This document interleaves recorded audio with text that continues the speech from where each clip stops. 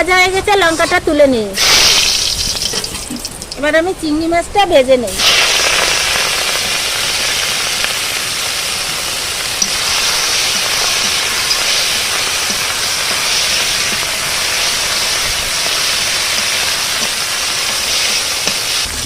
এই দেখো চিংড়ি মাছটা ভাজা হয়ে গেছে, এবার আমি শাকটা দিয়ে দেবো। এই যে শাক দিয়ে দিচ্ছি।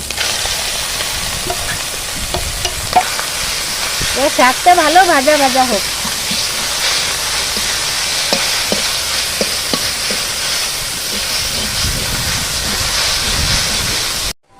শাক হতে হতে আমড়াটা কেটে নেই। কালকে যে আমড়া গাছের থেকে পেড়ে নিয়ে আসলাম, সেই আমড়া, এই যে ছোট আমড়া দিয়ে চিংড়ি মাছ দিয়ে টক হবে।